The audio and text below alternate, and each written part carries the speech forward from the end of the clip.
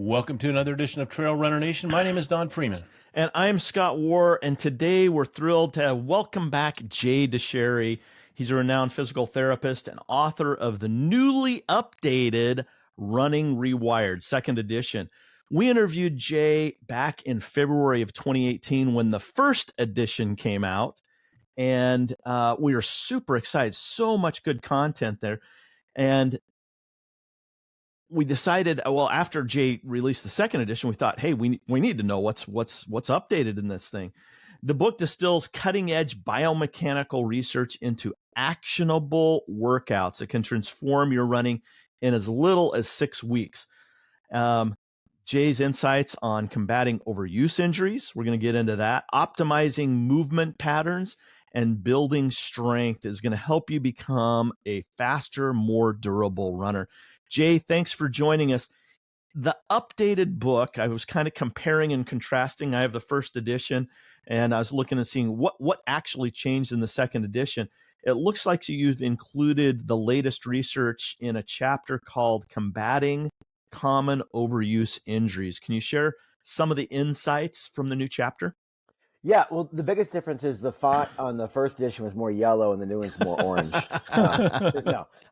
So yeah, there's a few things, there's a few things that are different, right? I mean, I tried to, some people had feedback, right? They said, okay, I tried to make like when to fit in all the exercises for the week kind of easy. There was a lot of confusion on that. So I took like some case scenarios and put those in so people can understand, okay, how does this really play out, right? I took some information on, I tried to use some, let's say, language that's been trending a little bit and try to adopt some of that versus trying to force people into my vernacular. So there were some changes there. And there was some exercise overhaul to exercise programs to sort of streamline your time in the gym a little bit for sure. But yeah, the biggest change is that new chapter. Chapter name is actually called Building Better Parts, right? And so it's interesting to me, like the focus of the first book, right? At the time that first edition came out, there was a ton of discussion on, what's the right way to run, all these things. And I wanted to dispel the myth that there's no right running form. Everybody's different, individual, unique. And so your body moves differently. And so, the idea was instead of chasing form, chase a better body first to put into a better run, right? And so that message resonated with a bunch of people. I'm super happy. But the V2 focus was to say, let's peel back a little bit and really help people understand, like, what is your body subjected to as you log your miles, right? And so people think I'm running 30, 40, 80, 120 miles a week, whatever it's going to be. And they think that our body kind of takes all this, the brunt of that stress sort of evenly, and it's anything but, right? Like your body's made up of different type of tissues. It's made of bone, tendon, muscle, ligament, cartilage, and muscle. And those tissues respond very, very differently, right? And I'm going to say this is like kind of like to set this. I say this harshly on purpose. If I gathered a group of experts in biomechanics and anatomy, physiology, all the dorky world I live in a room and said, I want you to tell me the ways to optimize bone, tendon, muscle, ligament, cartilage, etc. Running isn't even on the list. Great. Where were you 15 years ago, Jay? When I started running. But it's not to say running's bad, right? Because it's not bad for those parts. But if you said I want to improve them, we don't improve muscle strength by running. I know you hear that all the time. Sorry, it's not true, right?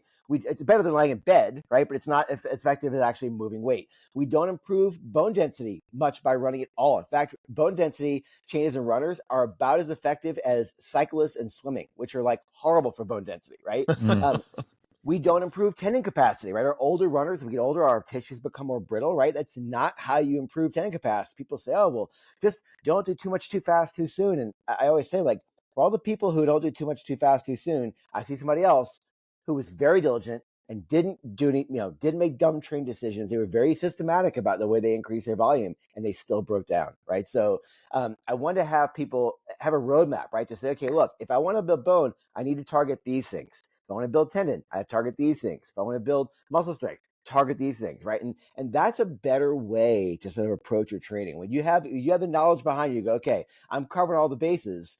That's a much better plan to go into things and saying, now I'm going to add X number of miles per week on top of that foundation. Awesome. Like that's what I want to put people, I want to empower people to go, that's where I'm at, versus saying, I'm going to show up limp and see how this goes. Like that's not, yeah, that can be dangerous.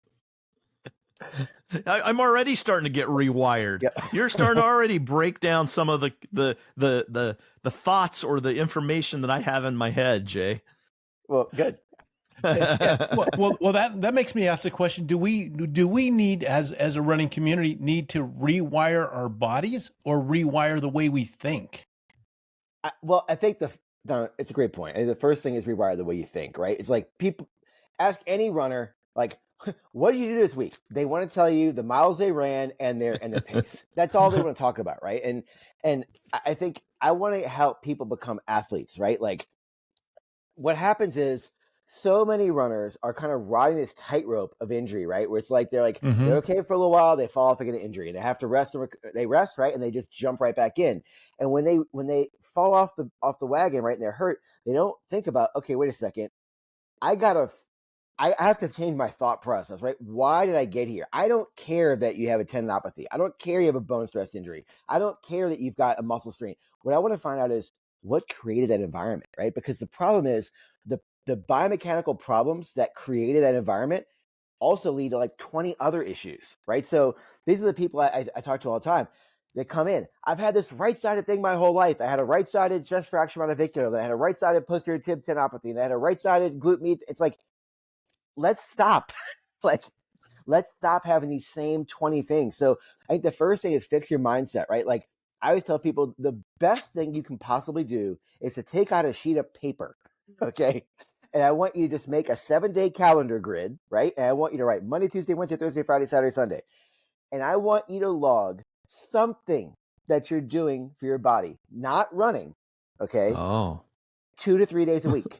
And these don't have to be hour sessions long in the gym either. Like I'm talking really simple stuff. And we can go into the nuts and bolts of these things, but like do that first, right? Because what happens is, thank you for listening to this podcast. What's going to happen, and I'm not picking on you, but it's just, even in clinical things, right?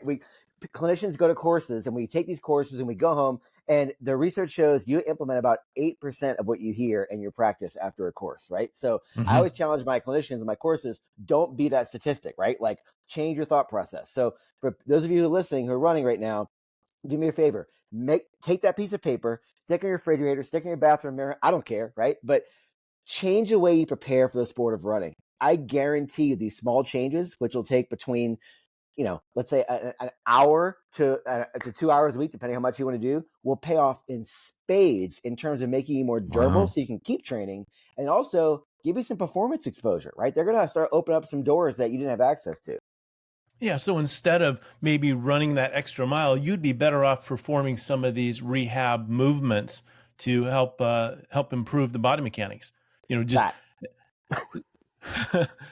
So as you were thinking, as you were speaking, I was thinking a person comes in with an overuse injury, my right side, as you gave the example. And if a clinician gave the direction or they were self-directed, I'm going to get a brace and I'm going to rest and I might take this medication or rub this salve on me and then wait for it to get better. And when it does, I go out again. That's not a solution. That's not a solution. You haven't changed anything. And that's why I identified with your comment is, I don't care what you have. Let's look at the way your body works. Yeah. And it's, it's interesting, right? Like this is, let's just break everything down here, right? I mean, there's a huge industry as far as I have to buy this and put this on and rub this on and buy this thing. It's like, there's no industry out there promoting, deadlifts, right?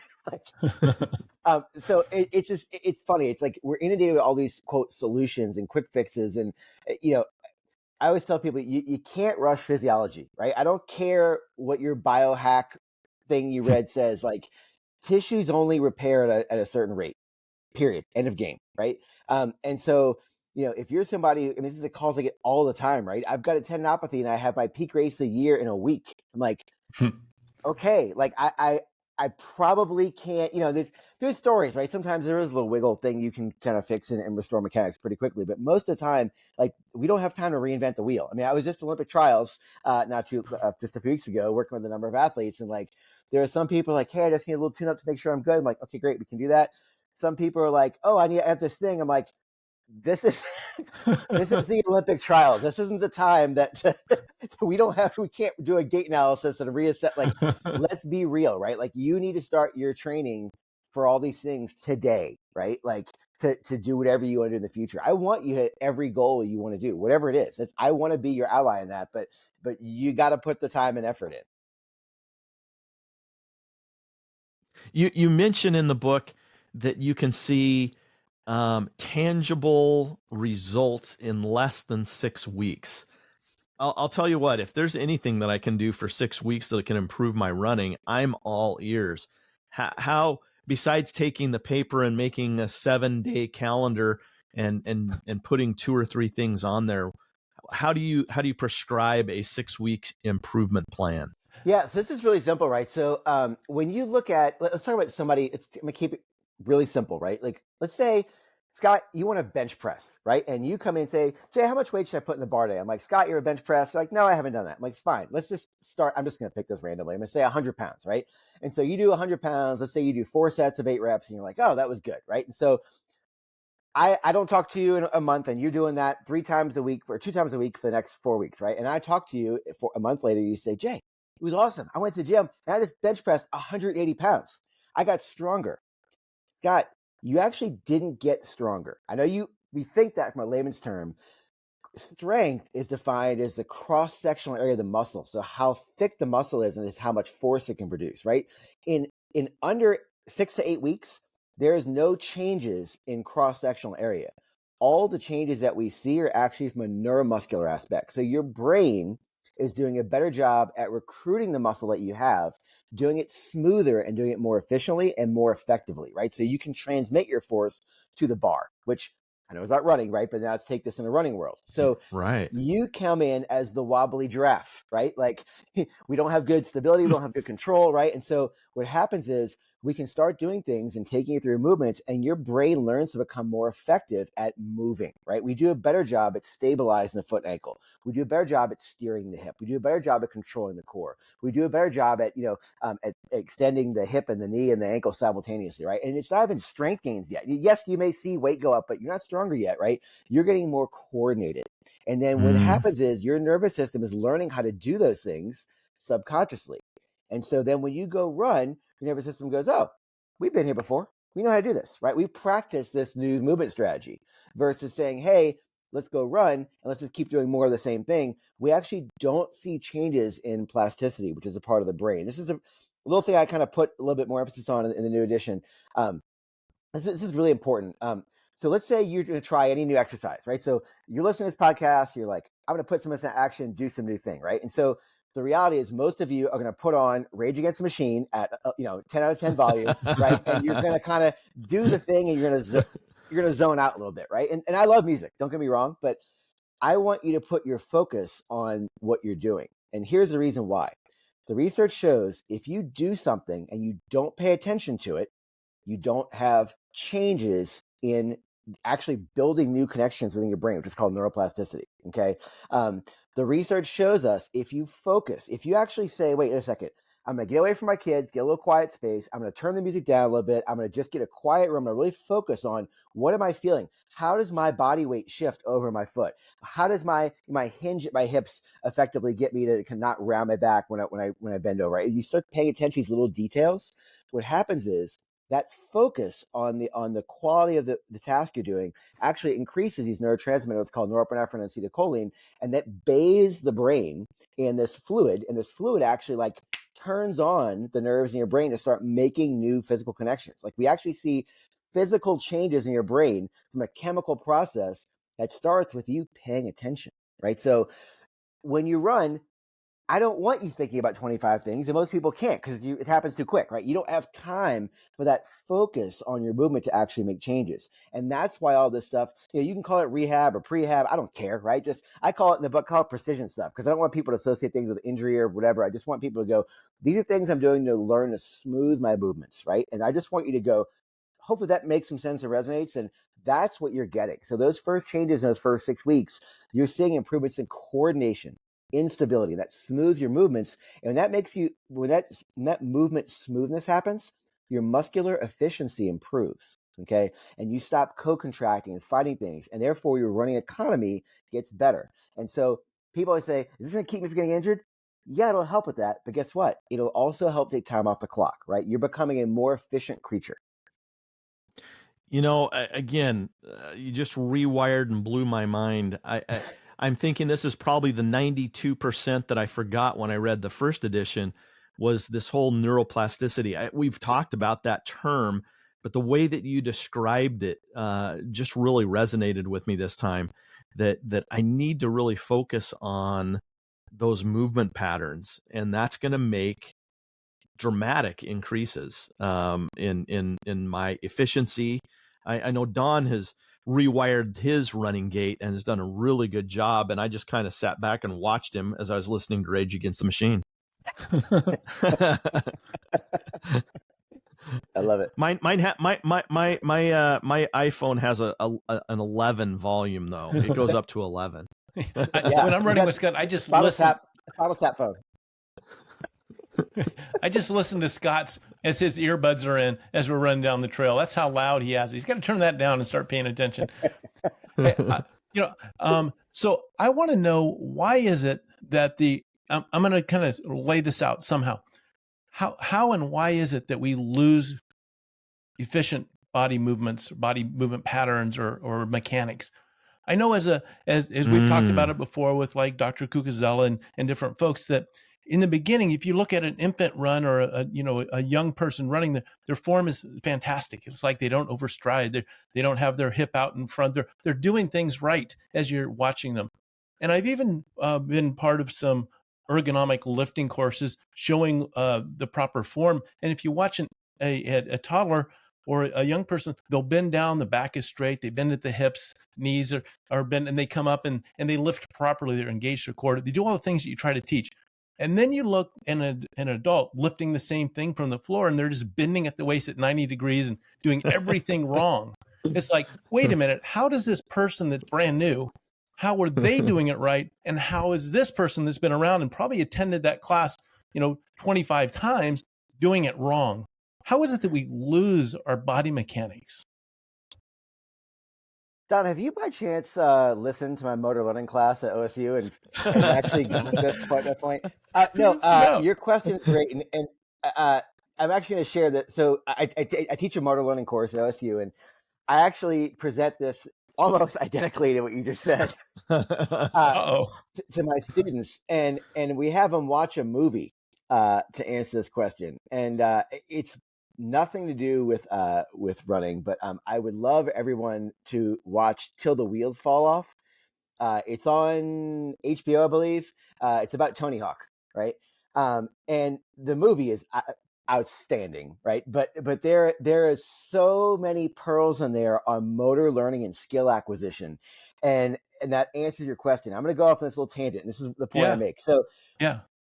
This is the rise of, this is in the 70s and the 80s, right? And the rise of skateboarding, right? And so what you've got is all these kids who are, let's say, a little bigger, a little more muscular, right? And pool skating is just starting to become a thing, right? So they're skating these pools. For those of you who don't know, it's literally a swimming pool without water in it, right? And so there's this guy who shows up, and his name is Tony Hawk, right? And Tony Hawk is like 50 pounds lighter than everybody else.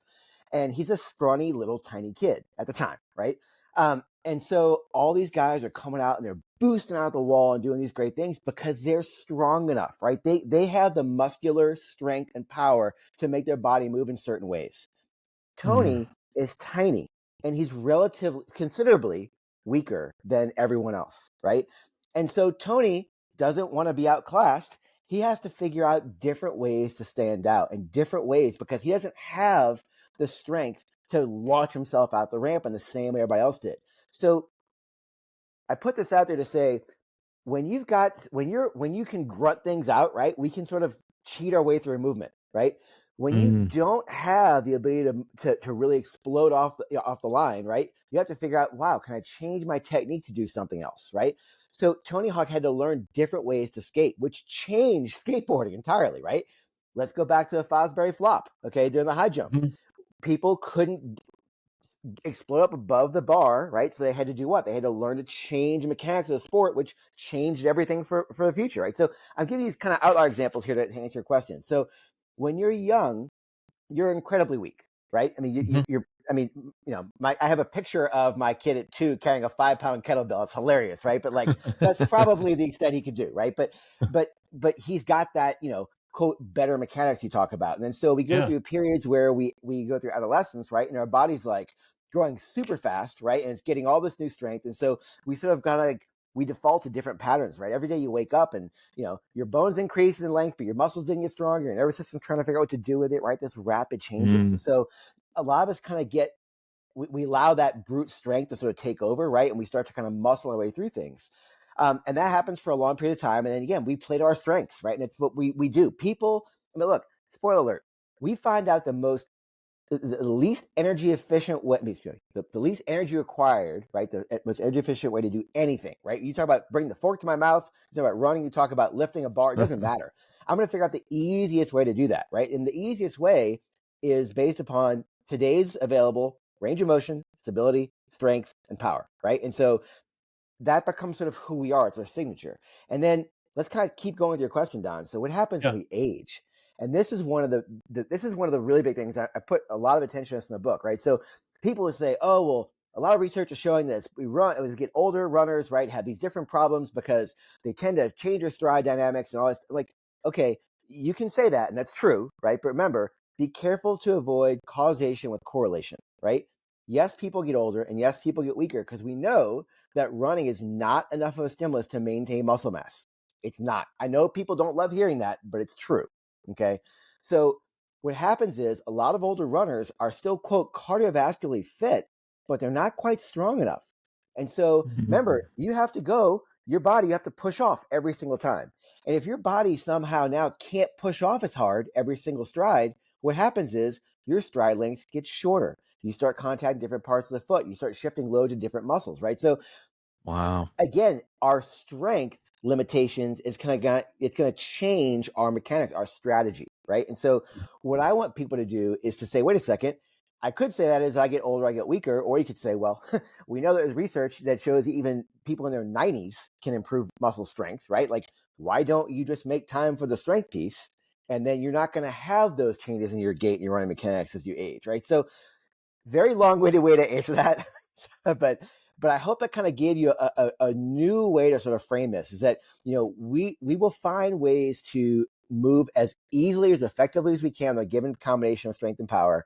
But if we can look at that ceiling of strength and power, right, we want to improve the strength aspect and the strategy aspect at the same time. Yeah. So people are inherently lazy, and bending over at 90 degrees at the waist it works because we can grunt it out. We get away with it. It's like, I've done it for years. Nothing's bad's happened to me. I'll just keep doing it. Meanwhile, things are breaking down and fatiguing, and there's no reason for me to take this extra movement or extra effort. Besides, my knees are a little bit stiff now. And so this is how I do it. So we fall into a new routine to practice these things and get it done at our detriment.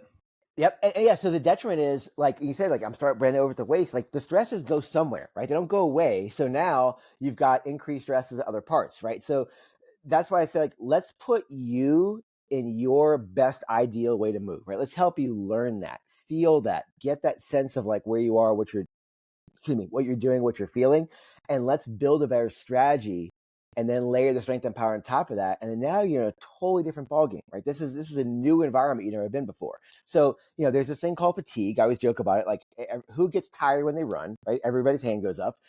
So let's prepare you for that, right? Like, again, like, if you tell me my form changes my run as I run, I'm going to tell you, you didn't do a very good job with your strength stability plan, period. Right? Like, and if you say, but I run for 8 hours. Well, if you run for 8 hours, you'd want to think, in an ideal world, if I talk to your coach, they'd say, I prepared you to run 8 hours, not 1 hour, right? So again, from the body piece, I'm going to say we need to do things to prepare you for that full length of whatever task is that you want to do. It doesn't mean you have to spend 16 hours in the gym either, right? Like, that's the cool thing. It's like, this stuff doesn't take that long, but do something to improve your sense of what you're doing, right? Like, and that's that goes back to that focus piece. When you're doing a deadlift, right? Where's the motion come from? If you're doing a single leg squat, how is one leg driving back behind you as you lunge down on your lead leg, right? Like, what does that feel like as you're doing some stability work? Is my weight still over my midfoot? As you turn from the torso, is my waist is my spine turning? Is my hip turning? Right? Like you start to pay attention and focus on some of these things, and they're small, yes, but your brain's like sucking this information up. It's like reading 25 novels every time you go train. Your brain's like, oh, this is new. This is smooth. This is more effective, right? And so then when you go run, brain's like, oh, I have to kind of rotate my torso and top my pelvis as I run. Great. I know how to do this because I've done, some movements that have re-educated that more effectively. And as I twist my upper body, I'm not arching at the same time, right? As I run, I now have the awareness to keep my pelvis from hinging forward, like you talked about, right? And I can maintain that position throughout the entire duration of my run. Like that's the patterns I want to start to build in people. There's no time to listen to Rage of the Machine, or whatever that group is that Scott listens to. There's too much going on out there. You've got to listen, and your body is giving you clues all the time. It's always communicating, but are we actually listening to it? And we become what we practice. If you practice over and over poor mechanics, the body starts to just reproduce. It hits repeat on that and runs that program, and eventually things are going to break down. Just like having a set of tires that are out of alignment or something in the mechanism that isn't true and appropriate, eventually it's going to squeak, it's going to rattle, it's going to shudder a little bit. Things break down when they're not, properly. Why am I telling you this? This is what you do. but things operate properly. They're more efficient, and we become happier runners. And maybe, Scott, maybe even better people to your lead into this podcast. Hey, Jay, I'm and anyone out there that's listening, okay, you may have bought into Jay's philosophy here. The book is not a philosophy book. It's a hands-on guide to help you get better. Mm-hmm. And I think that's what we need to because as you're going through this, I'm thinking, okay, I want to do that deadlift better or a one-legged squat better. How do I know if I'm doing it right? Because I could go into the gym this afternoon and say, okay, I'm going to do some strength training, but I'm doing it wrong. How do I know if I'm doing it right and I'm rewiring my brain? Good question. Yeah, it's a great question. And this goes back to feel. Like I'm a big believer in, and I know people say I give people too much information sometimes, but we live in such a world where everybody's like looking for one-hit little liners, and like those don't solve problems, right? They get your attention, but they don't get you to think through something. So I want you to really understand things, right? I have a whole chapter in the book on posture alignment. And as you read that, you should go, oh, like it's giving your brain, like, I got to pay attention to this and this and this and this. I have a whole chapter on counter rotation, which is like the line of like twist that operates through your body. Like, oh, I got to think about the way I'm contacting my foot and ankle and hip. And I've got self-tests built in all these chapters, right? To kind of give you some check-ins to know where you are, right? But then, when it comes to each exercise, I actually wrote like very, hopefully helpful cues and tips you doing the exercises to really feel and pay attention to things. And that's one of the things that's important, right? Like I can throw words at people all day long, but if I can't get you things that you can feel, it's not going to actually transfer over into your run. And that's what I care about, right? Like I always tell people, like, no one wants to get good at exercises, right? They just want to get results. And so we're using exercise as a vehicle to sort of train that movement, right? So it's part of the knowledge tests. I mean, the knowledge nuggets, right? It's part of the self-test we have kind of sprinkled through the book. Right. And it's also part of like now once I understand that self-test, and maybe again, like for example, as you go into a lunge, right? One lead leg bends forward, one goes back behind you. Some people find out I might not have the requisite hip mobility to get my leg back behind me. And I don't care, like you said, you can lunge all day long. It's not going to fix your hip extension, right? So we have to look at, well, do you actually have to stretch? Is this more of a neuromuscular problem? And I have this all built out. Like, where is the block coming from, right? So same thing for ankle mechanics, same thing for big toe. So it's like, where are those restrictions coming from? They're going to help you get a smoother movement, right? And then fix that first, okay? And then start to, again, see those changes carry into all the movements that we're doing so that you can see the changes carry into all the strides you're doing. The book is a real user's manual on movement and fitness. Yeah. And that's what I love about it. Yeah, it's a tool. I mean, it's a book, sure, but it's a tool. Like and we did a better job too. Like, I think that V1 covered all the bases, but it gave people a lot of work to do the bases. And what I did with V2, the book's broken up into like what's called precision movements, which are like, again, restoring the coordination, stability, and control around your foot and ankle, around your knee, around your hip, around your spine, around your upper body too, right? So, and then the performance movements are more, again, like build that strength and power capacity. And what I did was I actually took a lot of movements out the performance workouts. So again, all those workouts, by the way, I'll say this, the precision movements take about 12 to 18 minutes, okay, depending on how fast we're doing some movements, because I want you to pay attention to those. They're not hard at all. The performance workouts, they take 45 minutes. Like, that's it. And that's not including time to scroll Instagram, but like to do the workout and to do the reps and not arrange your camera so you can share it on social media. Just doing the work, okay, takes 45 minutes, right? So they're not that long. They're not that hard. I mean, they're hard, but they're not that long.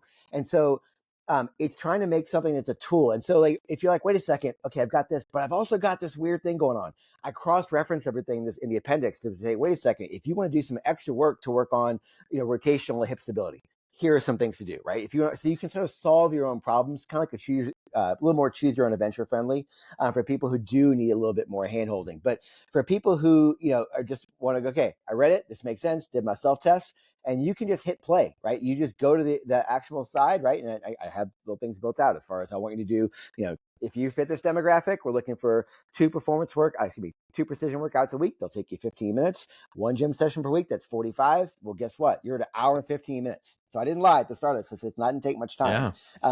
Yeah.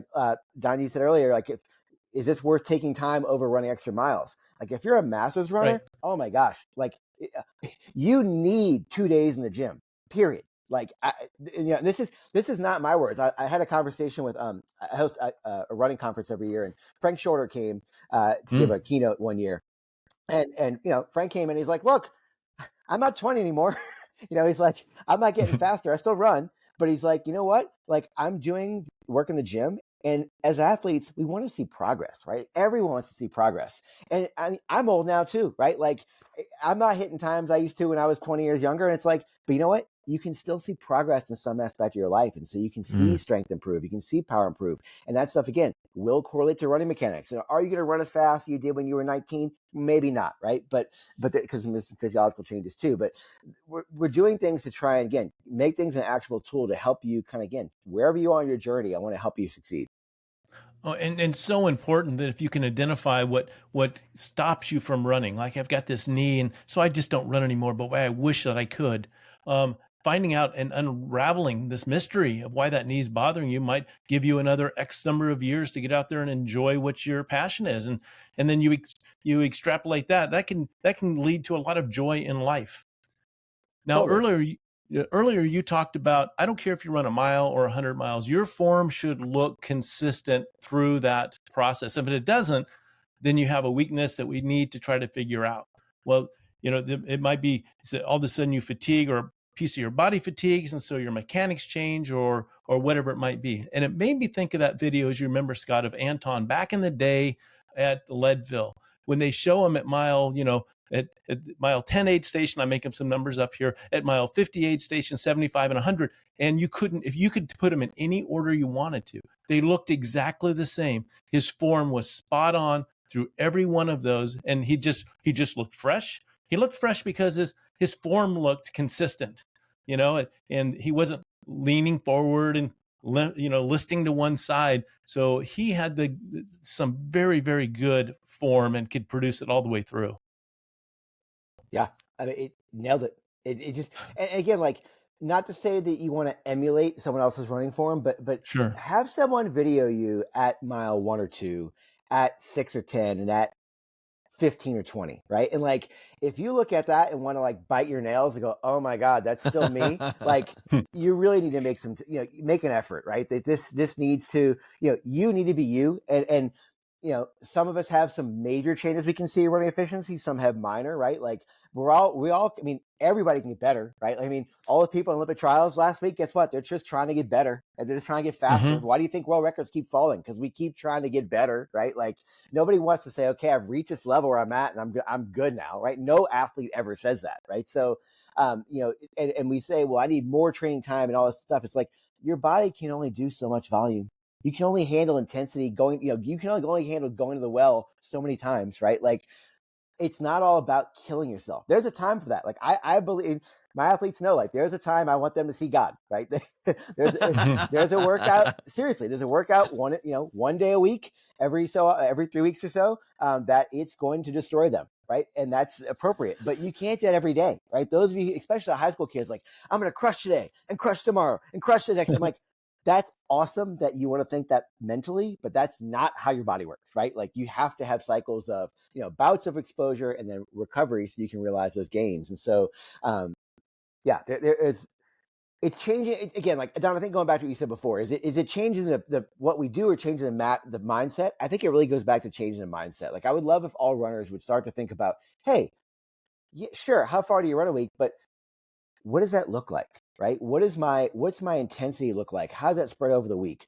What's my body preparation work like? Like, what's my recovery like? It's like, that's what I want to look at things like, if I have you going to VO2 max workouts, let's say one time a week, are you going to those workouts going, I'm ready for this. I'm going to crush this and have an awesome day today? Are you going to this going, oh my God, I don't want to get out of bed right now. Like, and coach has me doing this. Like, that tells me your cumulative stress load, not just your running load, everything in life going on is too high. Like, that's why I tell my athletes, like, look, if I've got a super hard interval workout for you one day and you can't do it consistently, it's like not happening, right? Like we have to back other things out. Okay. And figure out what's that limitation there. Why is your nervous system and your endocrine system overwhelmed and overloaded? Because that's what overtraining is, right? It's basically your body can't maintain that even level of homeostasis that it likes to be at. And so we have to sort of think about where are we right now? And that's a big discussion for you to have with yourself, with your coach, right? And go, why am I overloaded? Right? Why can't I perform, right? Because you should be able to go into workouts going, okay, the intent of this workout's a long, easy run. Well, that's easy, right? I'm going to just go long and easy. Well, the intent of this workout's going to be some effort. Well, can you put that effort forward? Great. If you can't multiple times in a row, that's not all right. You're likely doing too much volume. And most runners would be better to chop the volume in half, okay? Half, but considerably, right? And then ramp up the intensity a few times a week. And especially for our older runners, because what do?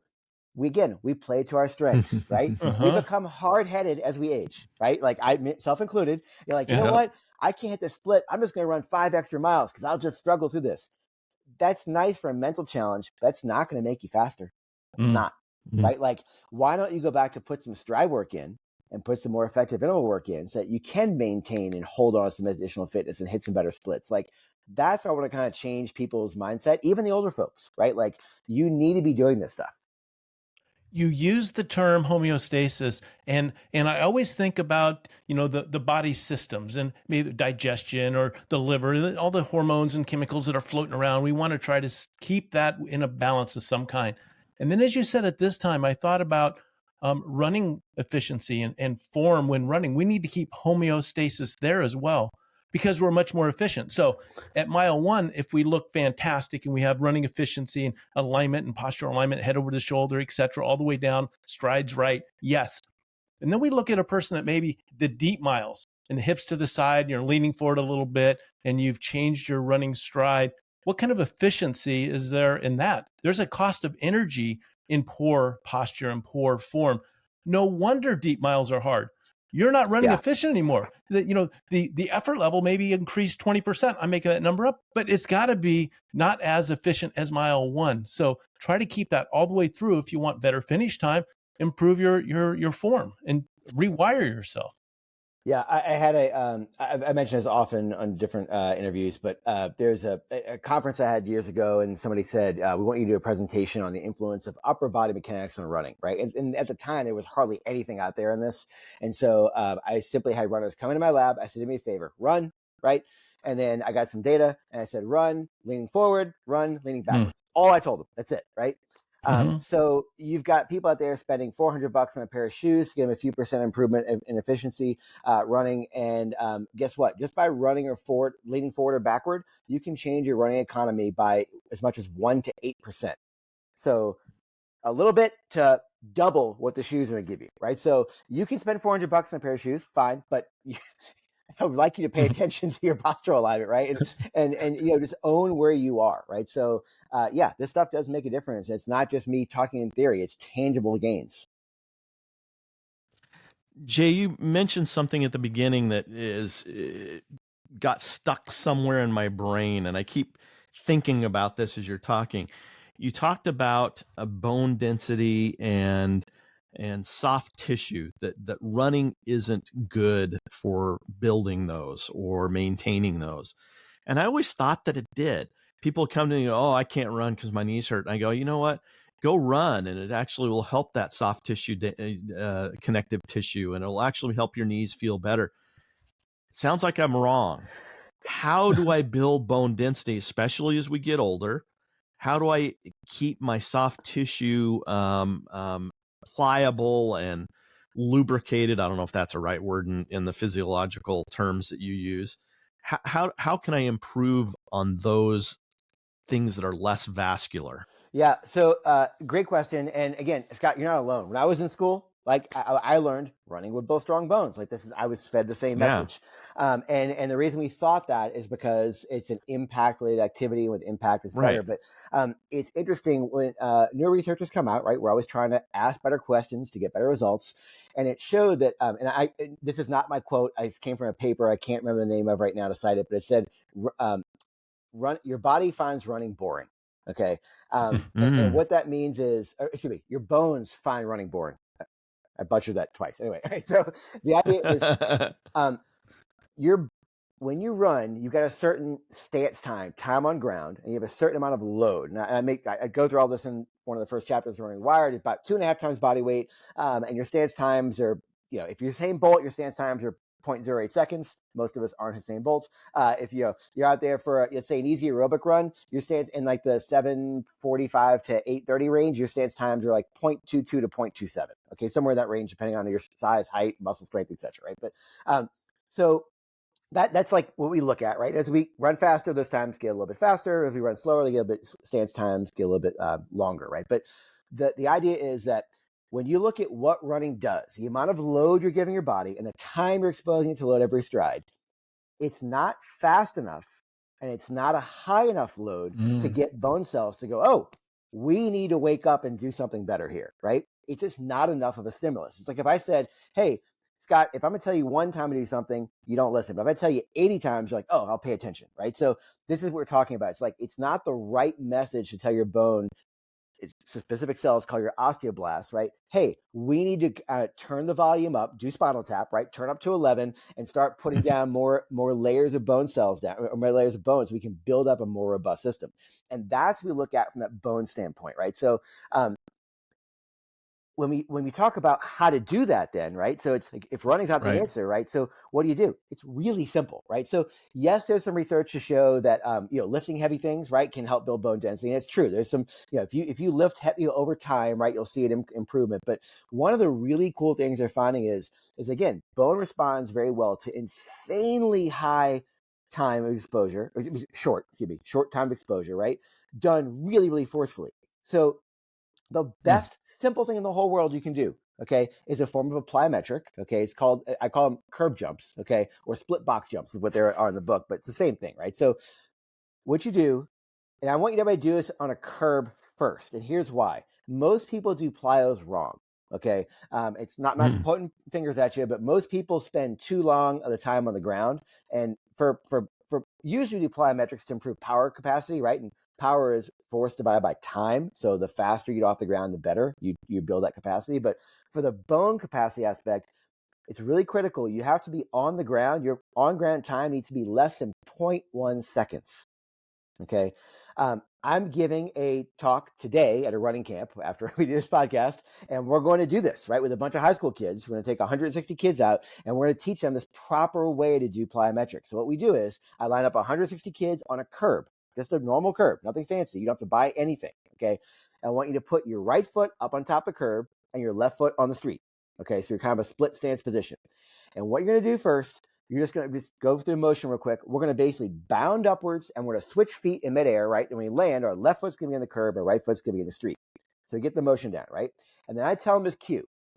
I want you to pretend that the curb and the street you're on are glass. And when we push off the ground, I want you to imagine you're shattering the glass as you push off. And when you're in the air in mid-stance, we're going to switch feet and come down, and we're going to break the glass even before we hit the ground. Okay. And this causes your body, instead of actually coming down and then trying to spring back up, you're already driving down incredibly forcefully before you hit the ground. Right. And then we do like 6 to 8 reps, and then we take a break. And the reason why is you can't sprint forever, right? You get tired. Okay. So I need your body to push down as hard as you possibly can. These are ridiculously intense. Okay. Like variation of a box jump. It's a curb jump, right? But we're trying to get that explosive spring off the ground. And we do these, we take a little break and we do some more, right? We do a total of 40 jumps. That's it. They take less than 2 minutes, a total of a minute and a half. Okay. There is research to show this is a very, very, very effective way to improve bone density if you do it before you run. And here's why. If you run first, remember we said bones find running boring. Running, the reciprocal aspect of loading bone over and over and over again, right? In that 2.5 times body weight for about 0.25 to 0.3 seconds, somewhere in that range, it actually suppresses the bone cells from doing their job. It turns them down. Okay. So if you do these before you run, it's not taxing, barely takes any time. Okay. And it won't suppress that action. So your body's gonna go, oh, we need to do a better job building better bone tissue. And now let's go run. Like, it's that simple, right? And you're also getting a simultaneous little power benefit from that, right? Because you're training your nervous system to drive down more forcefully. So like, some of these things aren't that hard. They're really, really simple. Okay, so it's an interesting dichotomy here, right? So for bone, we need to go faster. For tendon, it's the total opposite. Remember we said running, we've got certain force, certain time on ground. For tendon, you actually have to load tendon very, very slowly to increase the strain rate. So when I say slow, right, we're talking about moving 4 to 6 seconds for each rep. So that means 2 to 3 seconds on the way up and 2 to 3 seconds on the way down.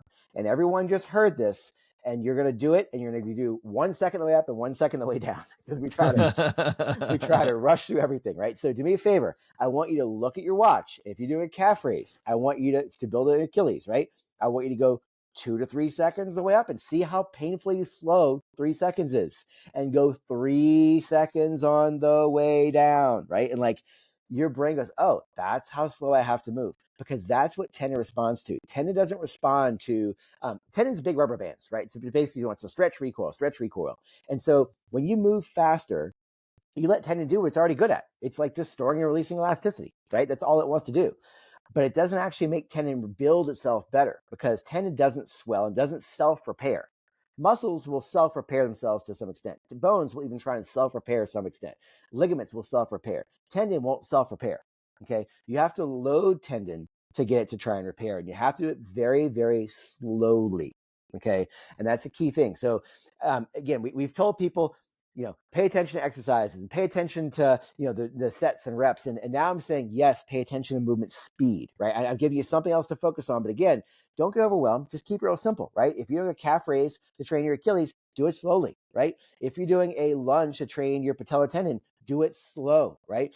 Who wants to tear a hammy? If you're doing Swiss ball curls, right, to train your hamstrings, do them slowly. Okay, that's going to give you the adaptations and tendons that you're looking for. So it's the quality of the way we do these things which are really, really, really important.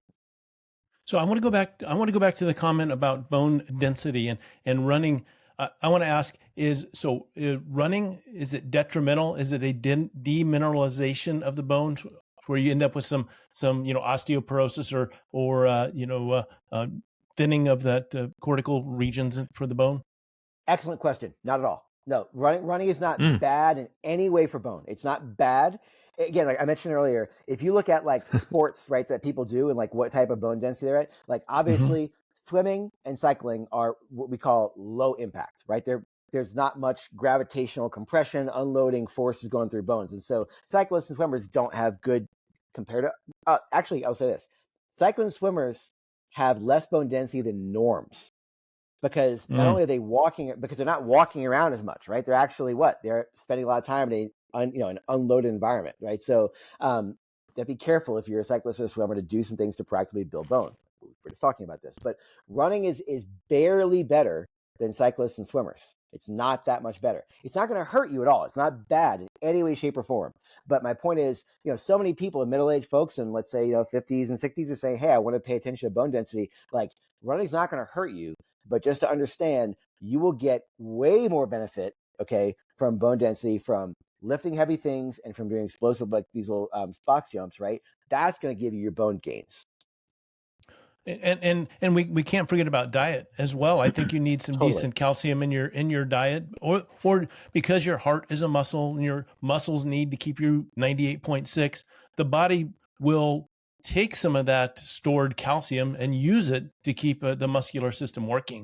And that's when you start losing it. So it will borrow from your reserves. And so let's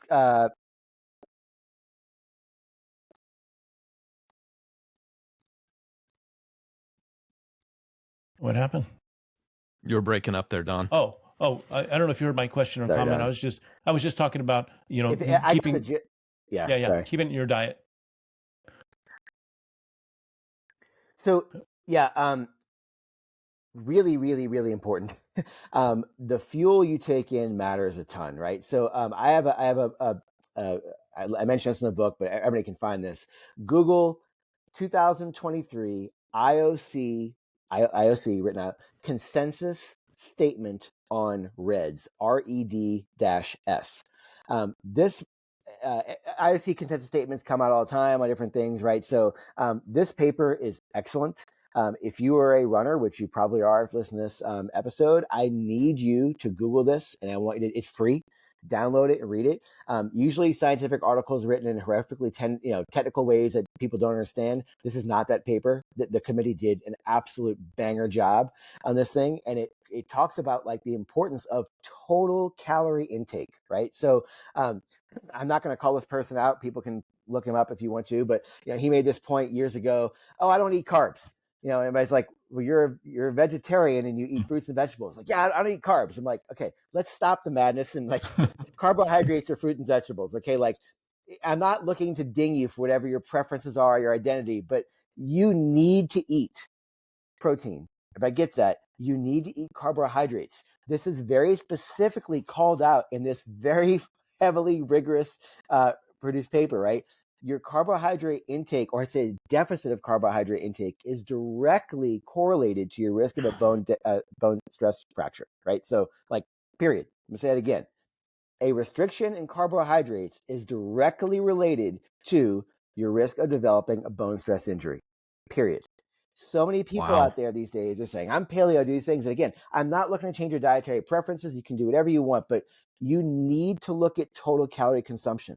This is a huge problem, right? So, when somebody comes with a bone stress injury, you may have some biomechanics going on for sure, right? And we just talked about physical ways to improve things. Running form imbalances can overload bone too, but you have to put fuel in the car or charge a car if you have an EV, whatever, right? But like you got to look at the substrate going in, and you need to pay attention to these things. It's not trivial. And I mean, I'm being blunt. I am sick and tired of athletes coming to me with bone stress injuries because they're just not fueling the system properly. It drives me irate. And it's not just the athlete, it's the system, right? We think, oh, I want to stay lean and light so I can run fast. And it's the system of the body image, everything else. Like, you need to fuel your body, period. I want every runner, every coach, every parent of a coach, every head of sports for every high school should be reading this paper. We should be having talks about this in our high schools to change discussion on food intake from a younger age, so we don't have these problems in body dysmorphia and nutrition when we're older, right? Like, let's reset the system. It's not about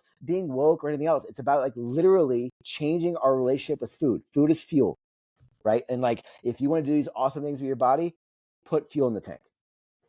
Right. I cannot believe how fast this hour has gone by talking about all this stuff. You said earlier, if you want to repair a tendon, that you need to load it to repair. And I know the word load is loaded, how much, what do you need to do? But complete rest, where you're not doing anything during recovery, just being sedentary, isn't the best for a tendon. And can you talk about that and help us understand better? For sure. Yeah. So when you look at tendinopathy, right? So tendonitis doesn't exist. Tendonitis, by definition, means inflammation of, and tendons don't swell. Like they can't. Now, some tendons, like your Achilles, you do have this little sheath around the tendon. And there's some synovial fluid in there, and that sheath can inflame. So people are like, wait a second, that's not true, because one time my Achilles swelled, and that can happen, but that's like a secondary problem, right? Not the original problem. The original problem is that the tendon structure broke down, right? And so what happens is people get like an Achilles tendinopathy and they say, okay, I'll take some time off, right? And so you don't load the tendon, doesn't hurt, right? It's real simple. It's like you have a bruise, don't punch the bruise. It won't hurt, right? So punch the bruise, it hurts. They rest, and so they're not in pain, and they basically, I've been pain-free for 24 hours, I'll go run 10 miles, right? Like that's not helpful, right? So we have to look at how you effectively load a tendon. And so you'll find people out there putting kettlebells on their knees and doing some calf raises and so forth. Like I just laugh at this stuff. Like let's stop looking at somebody's load, right? Because and just to be blunt, putting a kettlebell on your knee and just basically doing a little calf raise up and down is putting like way less stress than your body sees walking around. It's not even helpful in any way, shape, or form. Okay, so if you've been in a boot immobilized for 6 weeks because of a stress fracture, that might be a thing to do for the first few weeks, right, to build up strength for walking. But like walking puts way more load in your Achilles than just that little exercise does. But my point is, you have to find out, where am I and where do I need to go, right? So here's a scenario we hear all too often. I'm going to just basically fix this for you right now. Somebody says, you have a tendinopathy, do this exercise, right? And then you say, great, I'll do that. And you do it the next day, right? And then the next day you're like, whoa, I was like a 4 out of 10. Now I'm like an 8 out of 10. The exercise was horrible. I'm not going to do that. I'm going to go back to rest. And then they get in the cycle of rest, try to exercise again, breaks down, it never gets better, right? So here's the thing which is most important. There's a great paper called No Strain, No Gain. Blanking the author's name, I apologize. But I'm going to make this paper really simple because the paper's it's an excellent paper, but it's very technical. But what it says is, let's use RPE to judge how much strain, or quantify the amount of strain we're putting in the tendon, right? So 0 to 10 pain scale, right? 10 is you're cutting my leg off with a chainsaw. 0 is I feel pain-free, right? So I want you to put a dosage of load, okay, on top at 10 that keeps you in that 1 to 3 range. Okay, so if I said, let's do body weight calf raises, okay, Don, I want you to do 25 body weight calf raises. I don't care if you put them in sets of 3, you can do them straight through, whatever you want to do, right? That's the amount of load I want you to do, and just body weight. And the next day you're like, okay, I did those and I'm like a 2. I'm like, great, Don, we're in that window of like, we want to load the tendon to kind of, again, get to adapt, but we don't want to do too much. I'm like, Don, that's great. Let's keep us up next week. And you're like, awesome. And then you do that day 2. And day 3 and day 4, you're like, this is easy. I'm going to put on a 45-pound weight vest and do some more. Okay. And because I'm guilty of this too. All right. So we try these things, right? And the next day you're like, whoa, I'm like a 6 out of 10. It doesn't mean the calf raise was a bad exercise. It doesn't mean your technique was bad. It means you overloaded too quickly. So I'm going to say, Don, let's go back to reality here. We were in a phase. We had things that 1 to 3 window. You were doing great. Yes. Good. Okay. Now, instead of, if you want to go harder, I get it. Let's have you hold 10 pounds. Okay. And work on that for a few weeks. And I'm going to go 20, right? We progressively overload the system, right? And making sure the biggest thing is slow motion, right? You got to keep it slow because the tendon wants to bounce. It wants to just go up and down easily, right? We have to load it slowly. So that's the type of things we're finding out, is that like, I want to give you a little kind of a little self-identifiable scale to figure out, am I in the window, right? And by the way, that's the recipe. Look, you're about 24, 25 reps, done slowly, 4 to 6 times, right? In whatever load you feel is appropriate. And that's where the hard part comes in, because you have to start somewhere, right? Like if you're somebody who's been, complete rest for 6 weeks, don't grab you in a 45-pound weight, right? Maybe start body weight. Or maybe if, maybe you need to start with a little, kettlebell on your calf if you've been immobilized in a boot. But like, think about where you are and where you've been. If you need help with this, talk to a local physio, right? To find out like, hey, give me some help, give me some guidance. There's a time and a place for that for sure. But remember, you can't rush physiology. Okay. I'm going to say this and you're going to not like me for saying this, but then go back to this when you feel frustrated. It takes about 3 full months for tendons to truly adapt. Yes, I know you have a friend who got better in 3 weeks. They exist, okay? But there's also people that take that full 3 months, okay, before they're actually over the hurdle here. So and it doesn't mean you can't train through that, right? But be smart about what's that total load look like, right? I want to keep myself in that 1 to 3 window. I can train through that. That's smart. If that load goes up out that 3 window, you're overloading that tendon faster than it can actually recover per load bout. And to your example of doing too much too soon, you can't decide during the repetitions whether it's easy or not. You can't decide even after a day. You need to wait at least 2 days to then assess, was it too much or was it just right? It takes a couple of days for you to get the feedback that you need. And many times people are in the middle of their reps and say, I'll just grab another one of these dumbbells because this is really easy for me. Too early to decide. You've got to give it a couple days. Yeah, and it's people always say listen to your body, and like that's the worst advice in the world because people don't know what to listen to, right? Like it's like you said, when you're in the moment doing the exercise, what do I base this off of? I have no idea, right? It's like I want to go harder. Everybody does, right? But like let's pull things back and give you something to listen to, right? I want to help you figure out what should be in your mind as you're doing this thing. And like you said, it takes about 24 hours, but 48 is definitely not too long for sure. But like, how does that feel like over days, right? And paying attention to that because you're not just doing your calf raises, you're also running or cycling or swimming, whatever else you're doing, right? You're also walking around. You're also going up and down stairs. Like, what's that total exposure look like, right? Like, that's something important to pay attention to for sure. And I think this paradigm works for any body part, any injury, anything that you're trying to manage. We use the Achilles tendon as an example, but it's the same for knee pain, shoulder pain, hip pain. Be patient. You can't cheat physiology. The rules are hardened, and we have to live by them, and there are consequences if we break them. Yeah, but play with them, right? Like play. You describe that eloquently and perfectly, but like don't look at that as a bad thing, right? Think about, okay, those are the rules. How can I play the game with those rules, right? Because everybody wants to do something, right? So how can we still have you play and show up and have fun? That's what I want to do. Yeah. The book is called Running Rewired, Reinvest Your Run for Stability, Strength, and Speed, 2nd edition. Spend $20 and get this book, everyone. It's a great manual. Jay, you've motivated me to dive into this again. I dove into it. What was that? 6 years ago when the first edition came out, and I've probably forgotten more than what I got out of it. Get the book. Before we go, we want to talk about another piece of equipment and a tool that you invented called the Mobo board, and we'll have the discount link in our deals page. Don and I both have one of these. I'm guilty. I haven't used it for a while.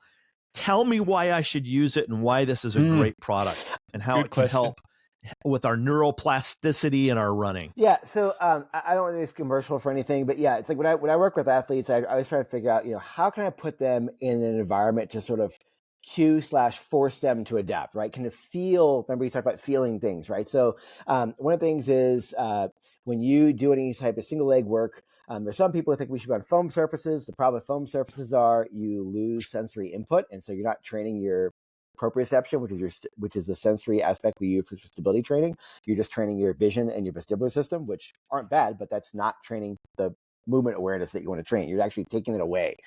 It makes no sense. And most of you listening to this go, wait a second, I use that in PT. Yeah, I know you do. I have no idea what it's doing for us. It's horrible. In fact, all the research shows when you're on soft, squishy surfaces, you are more unstable, right? Like it's ridiculous. But say you look at, okay, well, some people say you should everything on flat ground, right? Only just stand on solid hard surfaces, and then move your body up above to create the instability. Well, we train knees through full range of motion. We train hips through full range of motion. We train shoulders through full range of motion. Why do the rules change when we talk about the feet? It's the same thing, just the body part, right? So, people need to get really good at controlling pronation and supination, which are just normal range of motion that your foot goes through. That's it.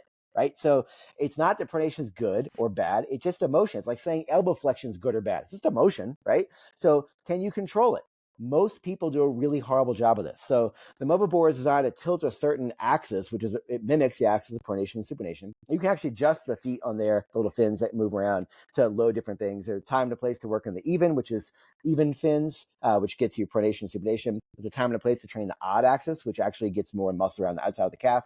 But the cool thing about the board is it has a cutout in the board, and the cutout lets your toes 2 through 5 just drop in a hole. You don't have to squeeze, but there's nothing there. So most people, when they do balance and stability work, what they'll try and do is they'll curl their toes and they go wet very much to the outside of the foot, and they can like reactively wobble, but you can't build that neuroplasticity of paying attention to how you stabilize. And so the hole in the outside of the board, in the outer foot sort of outline, prevents you from adopting a quote bad strategy, and sort of cues you to get load over to your big toe. And people go, oh, wait a second, I feel things in my arch and my foot turn on for the first time in forever. And that's the whole idea. I'm trying to say, look, if you're willing to put time and effort into doing stability work, awesome. I'm just going to give you a tool that sort of gets you better results as you're doing it, right? So the board was designed for that, right? To be plain simple. It's something you can do very methodically to build some and re-educate some control within your foot, but it's some stuff you can do while you're doing your deadlifts, while you're doing your split squats, right? So you're getting more bang for your buck to help you get, we got to build every link in the chain, right? Like when somebody comes in and says, I've got, that patient we said before, I've got these right-sided things that go forever. Well, maybe you need to build a better Achilles for sure, but maybe that Achilles is also sitting on a completely dysfunctional foot that doesn't know what it's doing, right? And that's leading to increased strain in your Achilles. That's the biomechanical problem creating these issues, right? So it's like, what's every link in the chain doing to build a better you? And the link of the chain is a great analogy, because your foot is the first link. I mean, how good is the chain if the first link that's attached to something is going to break for sure? You've got to have that first link strong, and it's got to give the feedback to the rest of the joints waiting in line up the chain to listen to what's coming.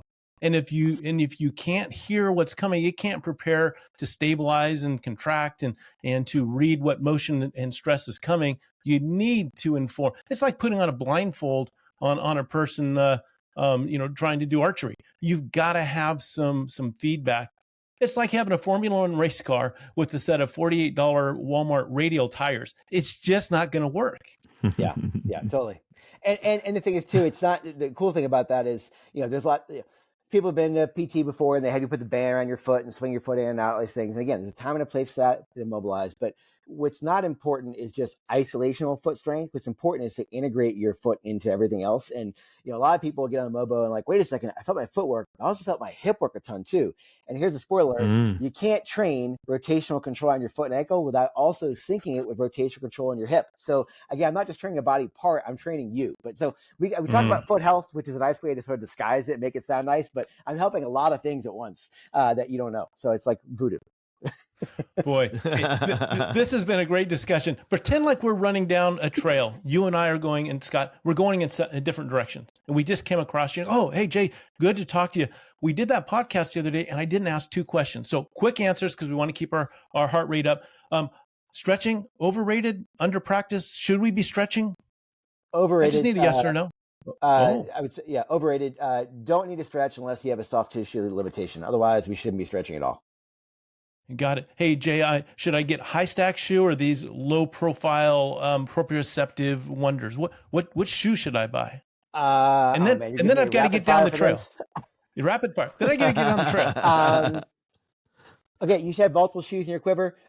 You should have a low profile minimal shoe for sure, because I want to help you feel the ground and kind of pay attention to things that you don't normally get. There's a time and a place for that for sure, but a big believer in minimal footwear. That being said, if you said, hey, let's go run long, run fast, run hard, that's not the shoe I'm probably going to pick. So I'm probably pick something a little more cushion.